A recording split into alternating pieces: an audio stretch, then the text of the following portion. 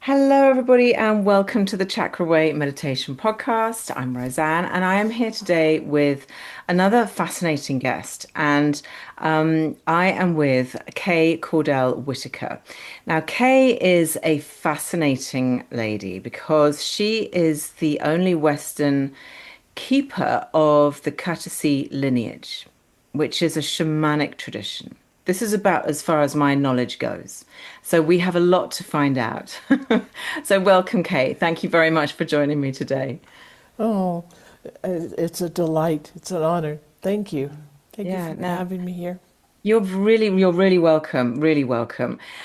So let's just get straight to the nitty-gritty of what is courtesy and how did you come to be the only person in the Western world who seems to be teaching and using this particular practice? And what is it? Well, it's a shamanic tradition from, you would call that eastern Peru, the eastern side of the Andes Mountains. And I met my two teachers, the two elders, called D'Amato and Chia Hedeka, and they came to the United States.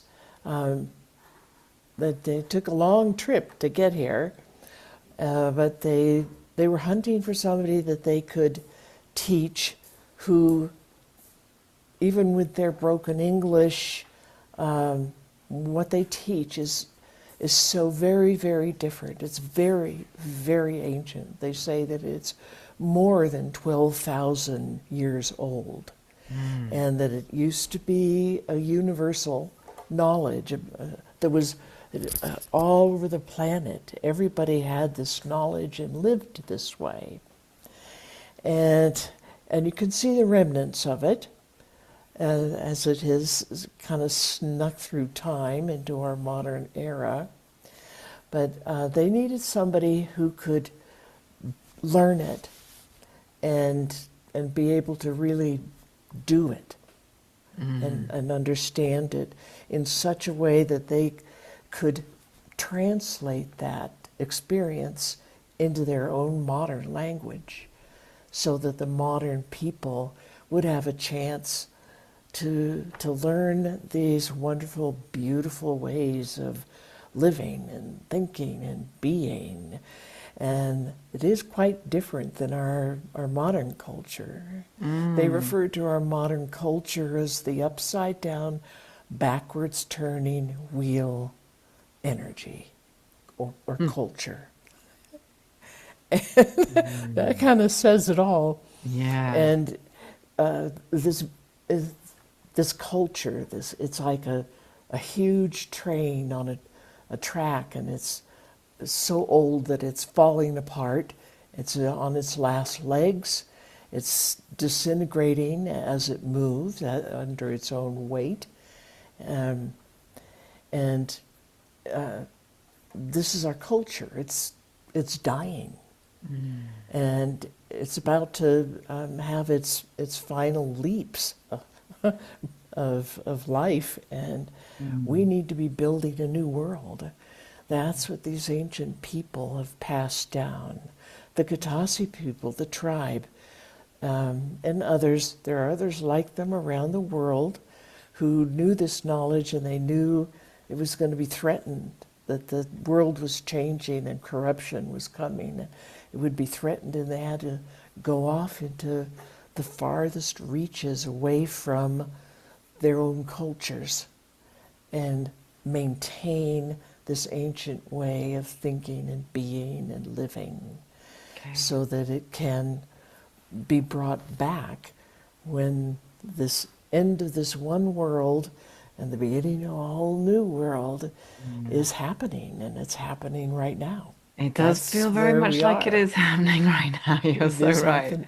Yeah, you see Yeah. that train falling apart, and what they say is get off the train. Get As off fast as you can. Yeah, yeah, yeah. breaking down machine, because it's disintegrating, and it'll disintegrate on you, and it'll crush you, and it's corrupting everything that it has ever touched. And it's been around for at least 12,000 years. much smaller populations way back then, but it slowly gained momentum. And by the time of the what we know of as the Egyptians, the dynastic Egyptians, we can see parts of what the old ways were. We see it in the buildings.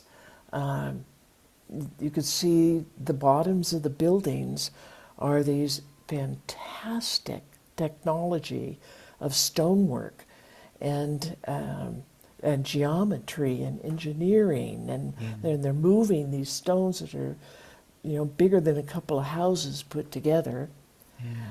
And we have sublime mathematics in the ancient world. Yeah. We don't have any way of doing that today. Yeah. We don't know how they did it. But built on top of that are things that came after 12,000 years. So the dynastic Egyptian culture started off, by the time that was happening, they had a lot of corruption. And the corruption found its way into the temples, the temple systems. And one by one of the temples, one after the other, just went corrupt and went corrupt and went more corrupt. And their whole political system with the pharaohs and all the elites, and they just became more and more and more corrupt. So are you basically saying that the ancient civilizations like the Egyptians, like the Incas, that had these very sophisticated cultures and society and architecture and philosophy and everything, whilst they had this incredible momentum of splendor for a while, they then became corrupt and disintegrated, which is why the Egyptian pharaohs, why all of those kind of cultures eventually died out.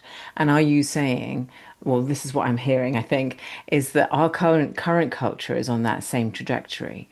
Absolutely. And so this ancient knowledge, this courtesy, shamanic knowledge, is the sort of the escape route. It's the kind of the escape hatch out the other side that that if you understand it, we can hop out and begin to create a more authentic and true reality or true culture for ourselves. Is that essentially what we're talking about here? That is correct. That is Okay. correct. Okay. Yes. So in which case, let's get into the nitty-gritty. So you've had these beautiful Peruvian people come to teach you, and you studied with them. I gather from your website, you studied with them for about 13 years or so, Yes. which must have been extraordinary. So Yeah. what is the essential message? What does courtesy teach us about our modern lives that we can make relevant and use without having to kind of leave society? Because whilst we can see that society is kind of messed up, we still need to exist within it in some way, Yeah. shape, or form. So how is it relevant, and how do we make it relevant to ourselves in this day and age in our present We life? can see the corruption around us. We can Oh yeah. see the crumbling of everything. Our governments, our monetary system, the economics around the world are just, they're putrid and they're falling apart. That's a good word for it. Yeah. They cannot exist much longer. They can't exist under their own weight Yeah. of the corruption and the falsehood that's there. And so one of the things that I've just finished, just got published, Oh, your is new my book. latest book, Yes. The 7 No-Nos. Okay. And this is answering that question that modern people would be asking first. They want to know, what's the escape route? How do I do this? How fast can I do it? They all Yeah. want fast. Yeah. And they want Now, easy. please. They Yeah. want easy, and they want it to be pretty in, whatever way they think that is. Yeah. And what the ancients say is that in this corruption, it has corrupted everything that's inside of us. We, inside of ourselves, have the corruption. We carry it. And we have been passing it on for generation after generation after generation. Yeah, that old And ancestral what trauma that, what we so many, hold, most people have something that is completely not theirs, that they just happen to be lugging around in their, yeah. that's it. That's that part of that corruption is this corruption, this programming, this the tons of beliefs and ideas that we have had just poured into us, just Yeah. poured into our heads Yeah. from the time we're born. Yes. We're being indoctrinated into this modern way of thinking and believing, and we just grow up in it and live it out, and it gets more corrupt and more corrupt, and that corruption has been building inside of us, and one of the most important aspects of this corruption is what it does inside of us, and what its first job has always been, and it's the most important job, and that is to hide the truth of who we are and what we are. We don't know. We As a don't. people, individuals, as a Yeah. culture, we have no No, you're idea. so right. The We don't. majority of my clients have really lost themselves. This feeling of being lost and like, what is my purpose? Why, what am I doing in this life? I know there's more. So Yeah. this is It's okay. it's coming to the surface. People are becoming more Mm, aware of it, and yeah, the definitely. feeling of it is so disturbing that Mm, more and more people are focusing on that, on I don't know who I am, I don't know what I am, I don't know what I'm doing, I don't know what everybody else is doing, yeah.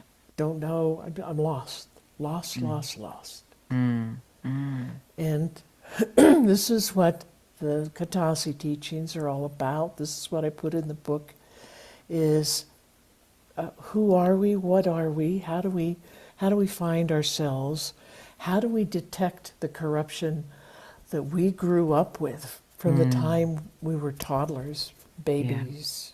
yeah, Because that's a really hard thing to do.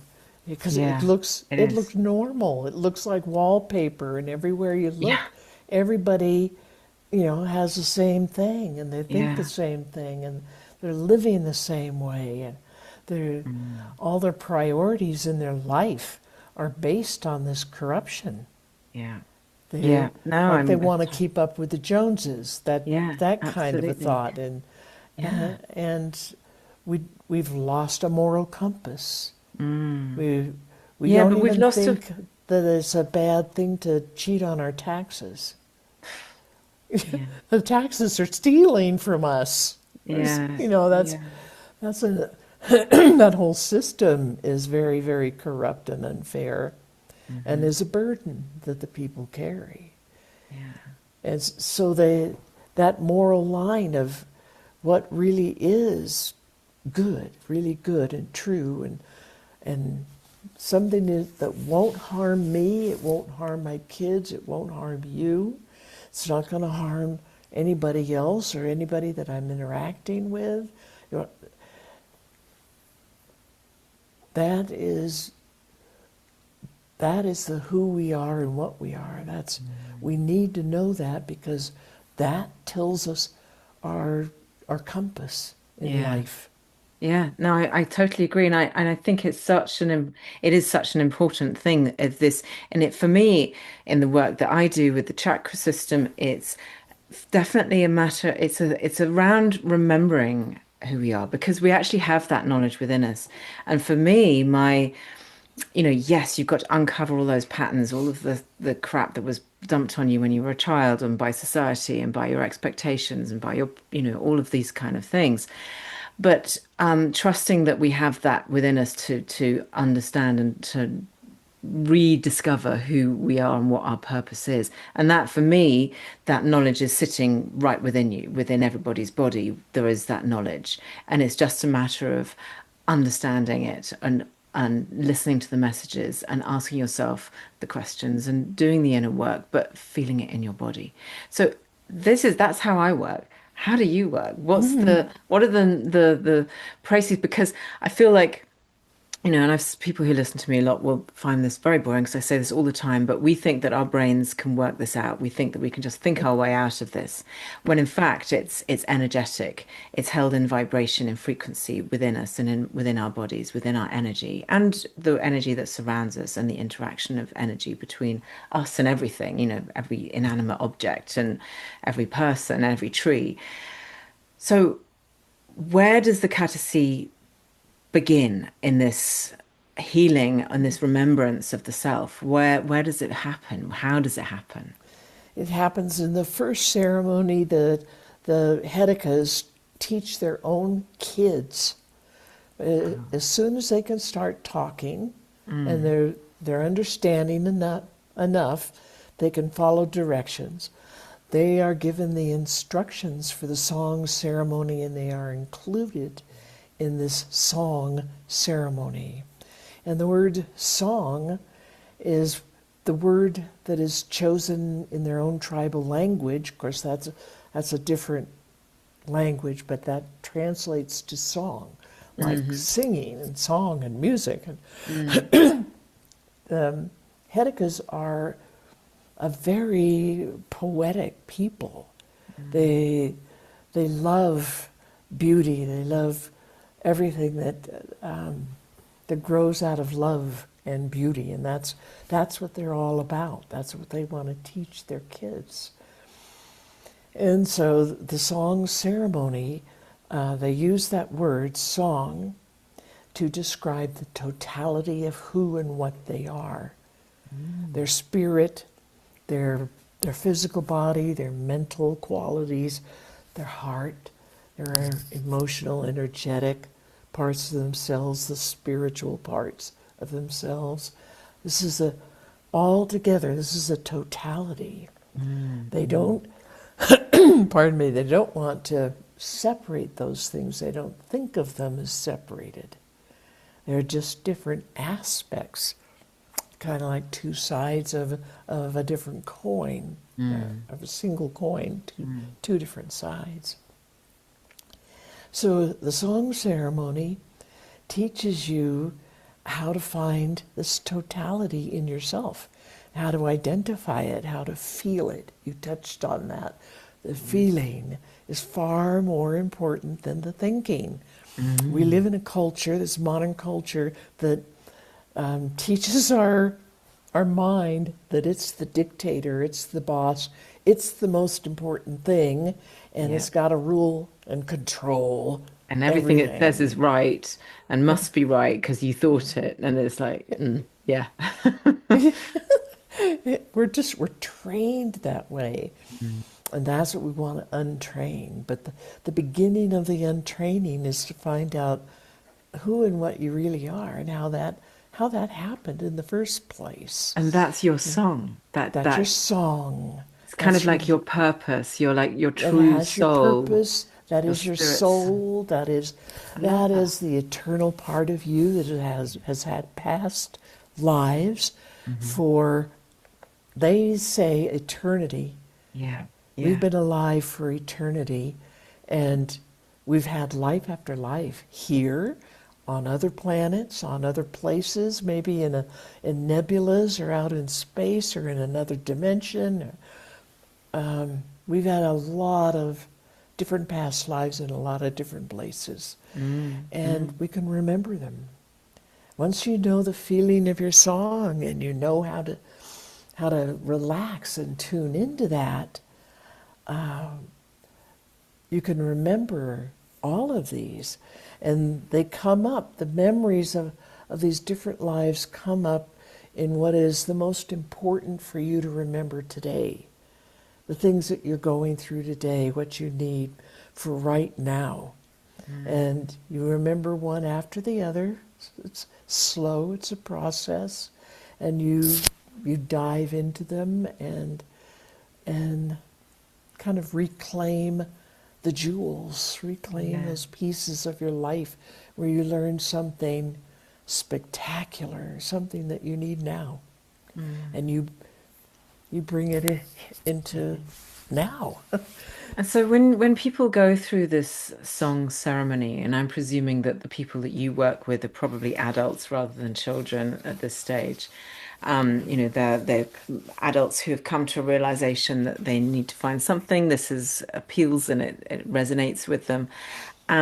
What do you find a common response or experience following the ceremony after they have found their song, they found their true essence of themselves? What is They how do, they feel the love.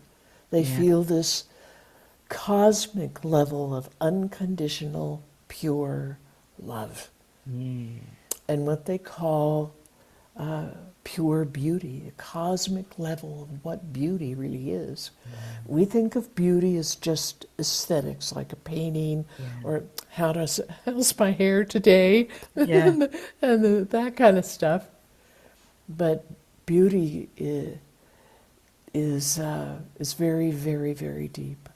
And then Because I that, also had an Egyptian teacher, oh, which, yeah, that's my second big surprise in my life. I was with her for about 5 years, and I was studying with both the Whitackers and the Egyptian teacher at the same time, more towards the end of my studies.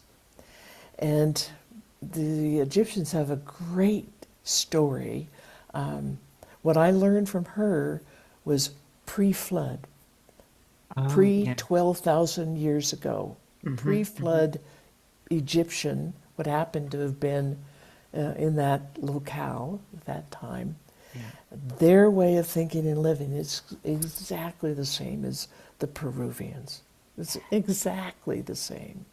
They talk about it different. They got their deities that they called netters. They never called them deities or gods. Hmm. That wasn't the way they thought. But there was this story that was held in the temples as a great secret that as the world became more corrupt, it became more secret and more hidden. And the story goes that in the very beginning there was this great blackness, just huge blackness everywhere, so thick, so black. Hmm. There wasn't anything there. They called that blackness Oset Kemt, which means black Isis. And this is the first Isis. This is the real Isis. She is the creator of everything. She is all creation. And her first birthing was pure, unconditional love. She filled the universe with it. It just poured out of her. She filled the universe and kept filling it, and she never stopped making this love. She just keeps pouring it out and pouring it out. Then the second birthing is Neith, Neith, Neith. She's the goddess of weaving. And she took the love as though it were threads, and she wove all the worlds, all the dimensions, all the worlds, everything that's in each world, that everything that we could even ever imagine, she wove in her womb, in her loom. Mm. And the love that she created, that the Osset created, and as it was woven into all these things, into us, into the people, into the plants, she made everything out of the love. So we are made out of pure, unconditional love. So is everything else around us. Everything as far as we could see in the universe. It's all love. And the child of love is beauty. Mm. And it encompasses so much more than just a pretty painting Yeah. or how aesthetically pleasing is that ad. Yeah. The Oh my God, people there's so much want to that's put out coming there. up for me as you talk about this because when you're talking about this goddess that weaves everything together, I'm instantly going to my Indian sort of ancient philosophy of the gunas. The gunas mean weaving together. Um those strands and fibers, those three, the sattva, rajas, and tamas that create us. And yes, this incredible truth of pure love and beauty is something that I hear a lot when I hear about people who have had experiences of death and have gone to the afterlife and then come back again. This is very much what they talk about. Yeah. But the thing that I'm most interested in is this pre-flood part, which I don't know if you've watched. There's a program called Ancient Apocalypse on Netflix by a guy called Graham. Is he called Graham? Yeah, I think it's Graham. Pieces of Graham. it. I haven't had the chance to see the whole thing, but But it's a yeah, fascinating I love listen. his work. Or, it's all theory because you can't, how can you prove stuff that 12,000 years ago, pre-flood? But this idea that there was this incredible civilization pre-flood, that there were a few survivors who then traveled around the world telling the new civilizations about this ancient civilization, and this pattern shows up throughout the world of these incredible people arriving and disseminating this information. And it sounds really similar to what you're talking about. This like Yeah. pre, because the magic of this knowledge that happened before there was any disturbance and corruption of what we actually are, of our purest selves. And I'm sure that, I find absolutely fascinating and optimistic and hopeful and encouraging and full of beauty and love in and of itself because it's such a kind of positive idea. I love it. Their concepts of beauty go extremely deep. I had a class yesterday of advanced students, and our question, the question I gave them was, "What is beauty?" And they had a discussion, just an Yeah. open mic discussion for hours. And one of the first things that was said by one of the longest students that has been a student with me for almost the whole time I've been teaching, the words out of her mouth was, "It's ecstatic.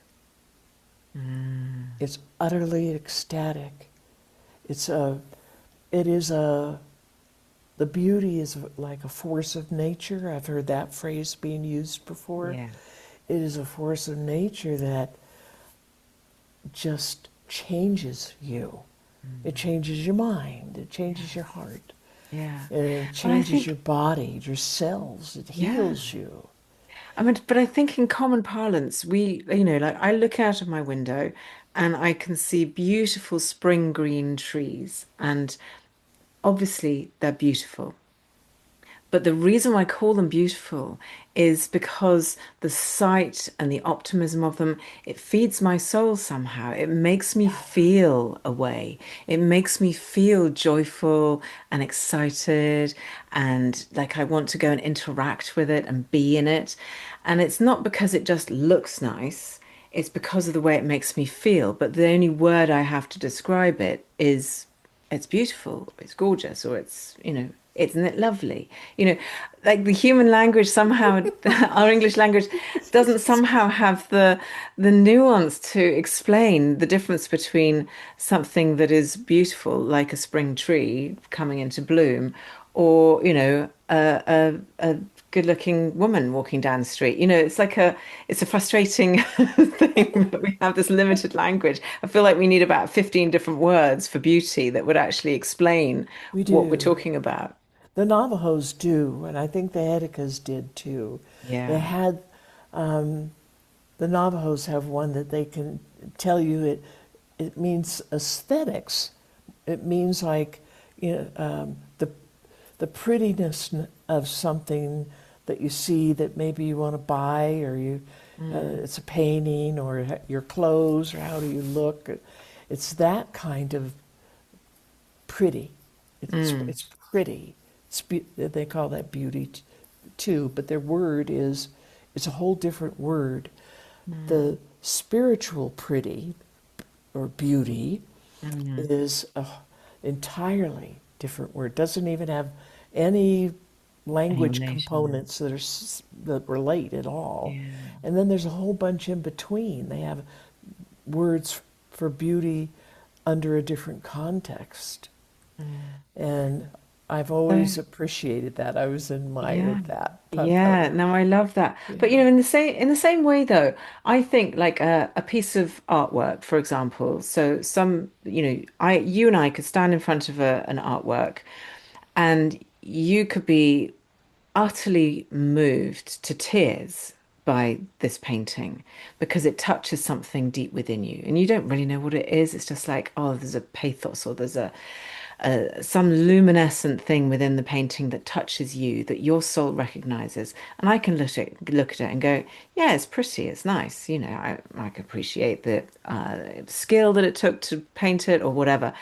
So I think beauty is as they always say, in the eye of the beholder. But like in your terms, like that beauty, that soul touching, self-altering beauty, which exists as a vibration, not just as a like, oh yeah, that's a good looking vase or something. I think it's going to be slightly different for everybody, isn't it? It will. Yeah, it has to. Yeah. We're Yeah, all, of course. Yeah. the ancients say that we are each, everybody is a unique individual piece of Creator. Yeah. We are all We're all threads. intimately connected. I mean, just so deeply, intimately connected to Mm. everything in the universe. Yeah. That's And we're crown chakra. sharing information, we're sharing that love, we're sharing Mm. that beauty, we're Yeah. sharing the daily gossip, both directions, every direction, all at Yeah. once, constantly. Yeah. Yeah. It's And true. the Hedekas, this is the kind of thing that they teach their children. They teach their children that their song, Mm. they are made of this unconditional love. And they make a big deal about teaching the difference between conditional love and unconditional love. Oh my God, that's so healthy. If only we And were all taught and that. Oh my they God. teach them this Isn't it? beauty, this concept of beauty Yeah. and the feeling of it. Yeah. Because for them, the mind is just a tool. You gotta teach it. You're just a tool. Hmm. Go go in the background, sit down someplace, do Yeah. your thing there. Yeah. Don't Yeah. bother me. Hmm. And that their song is the heart of their beingness. This is the who they are, what they are for all time. And it has a feeling. I love And this. that the feeling is the key. It's so Yeah. much more important. And it's tied to the heart.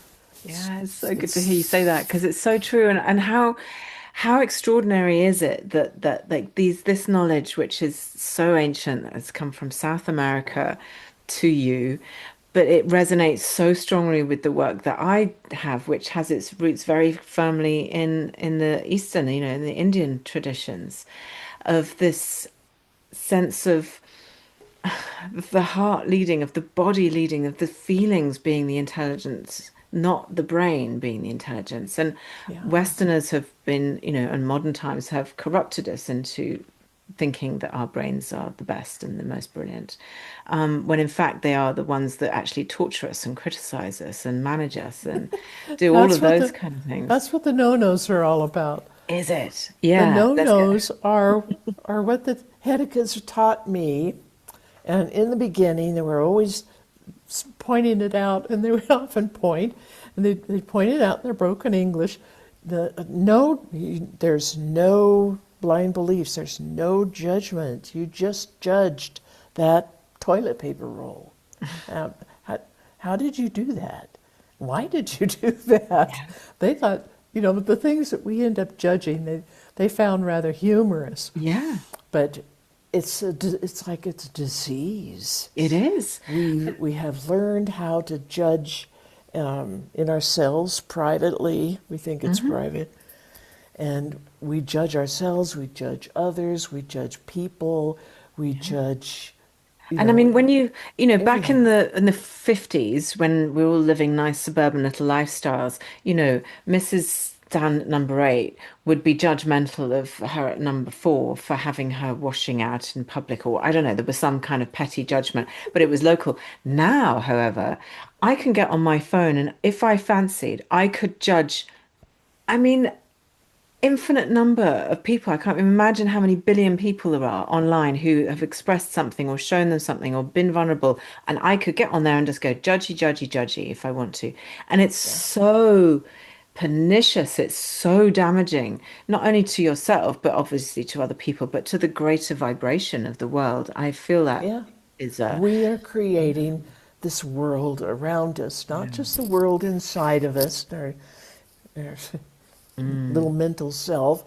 We're creating the circumstances around us Yeah. as they happen. Yeah. We're creating our own lives, and we create the entire world. Our whole culture. This Yeah. corruption we carry inside us feeds the giant corruption that it kind of hovers in thought forms all over the earth and Yeah. controls most of this modern population. So, Kay, I want you to give me some practical things like that people can take away from this conversation going, okay, I agreed, I heard, I felt what Kay was saying, but how do I actually begin to bring this into my life? I mean, obviously they can join you and learn from you, and I hope people do feel drawn to do that. Um, but what practical things do you recommend that people do in order to become closer or to begin to find their song? And I'm gathering that this song is just like the first step on the It's the rung. first step. You have to be able to feel your song, know your song, and be able to explore your song, find the truth of things, the truth of you in that song, so you can make that comparison out there and see if that is a truth and that is a truth and this other thing that we hear and the way we are taught to live and think, like this judgment. I mean, if you watch TV, you watch videos, movies, commercials, people are judging and judging and judging and judging. And we're taught that's a way to be. That's a hip way to think and Yeah. be smart alecky and And it's spit it acceptable. out there. Yeah. Yeah. Yeah. When we do something like judgment or any of the no-nos, we are literally throwing a black energy dart at somebody else. A Ooh. black energy. This is black magic. We're throwing a black energy dart at somebody else, whether it's the toilet paper in the grocery store that we don't buy and don't like, or it's the neighbor, or it's the car next to you on the road, or sometimes it's in our own family. We're judging Mhm. them and them, and then we Yeah. judge ourselves. Yeah. We're really hard on ourselves. Yeah. And every time you throw a dark energy dart out there at someone, something else, there's another one coming right back at you, usually Yeah. worse. Yeah. So how do you, I mean, I think I know the answer to this, but I want to hear from you. What is the solution for this? Like, how do we deal with that as a Well, life? we do the song ceremony, we find our song, we find the feeling of our song, and we learn about the real truth of the world. Mm. A woman told me the other day she didn't believe in unconditional love, that it existed anywhere in the universe, Oh because no. she's never seen it in this Oh, world. oh, that's so tragic. She was very strong about it. Wow. And it was almost, she said it in a way like it was a protection for Mm. herself. Mm. And she has built that up that way. But when you learn who you really are, you become stronger and stronger in identifying with your song, in really becoming the totality of your song and everything that it represents. And it helps melt away these this collection of blind beliefs, Mm. and it helps to melt away that programming that we Mm. constantly get through our whole life and every day of our lives. We're getting more of the programming, more of the programming, and it's reinforced and reinforced and reinforced. Mm. And this is what the no-no book concentrates on, Yeah. is these no-nos. That's number two. Judgment is number two of the no-nos. Number one is blind beliefs. We have to Mm. get rid of these blind beliefs in Yeah. the programming. We Yeah. have to learn to identify it. Uh, the third no-no is no expectations. And the fourth one is no assumptions. And the fifth one is no jumping to conclusions. And sixth one is no arrogance. And the seventh one is no negative perceptions, like everything's going wrong and everything goes wrong with me and for me and I have no power, and all those negative ways of thinking. Hmm. Whatever comes at them, even really beautiful and nice things, they find a hole in it. They dig a Mm. hole in it and Yeah. they make it ugly. Yeah. So this Wow. book is about, these are the no-nos that my teachers used to go, no, don't do that. Oh, that's arrogant. No arrogance, no arrogance. No. And they would repeat the no. Very often they'd go, no, no, no, no, no Okay. judgments. And Yeah. I felt like they're talking to a 2-year-old. Yeah. Well, it sounds like me And I with my thought it was puppy. funny. No, no. It just it just made me feel hysterical, and I would laugh every time they do it. Yeah. I'd laugh and laugh and laugh because it just sounded, the no-nos sounded so funny. Yeah. So that's No. what I started to call them. They didn't use that term. Yeah. They It's a didn't really quite think in that beautiful. labeling way. It's a really But clean way of doing of because everybody understands that. And there is also a kind of lovely thing about actually, when you say that's a no-no, it is almost childish speaking, but you're speaking to the inner child that has learned all of those ways, and it's like you're reteaching your inner child. You're acquainting yourself and reteaching that inner child. It's the values and beliefs that actually are in alignment with your song or with your soul, your spirit. So I think it's absolutely so, gorgeous. So, Kate, tell so people where they can get the No No book and where they ooh, can get hold of you. anywhere that they buy books, and Okay, Amazon and any of perfect. those kind of places, Excellent. and also my website, Yes. um, Which is worldinbalance.com, or worldandbalance.com. yeah, Okay. that's the website, and it might show up at katasi.com, but in the website, it shows everything. It shows the classes and it shows the books, and it shows a lot of videos. I do videos all the time. I Mm, do teaching videos. yeah. Uh, we have a huge library of them. You can find them either on the website or go to YouTube. Mhm. YouTube is very reliable. It has everybody's videos up there in their channel, Yeah. and they Perfect. can look at all of that, do all that, find all those things there. I'm so grateful to you, Kay. This has been so fascinating. And and so nourishing and satisfying as well, because I feel like we're really like I really understand what you're doing with this, and I think we've told people enough that if this resonates, and I think the South American connection, the shaman connection, is really appealing to a lot of people. Like people just have a, and again, this is probably if they're drawn to this, it's probably because one of their past existences was in a Peruvian world or, within that kind of type of culture. So it resonates deeply with them.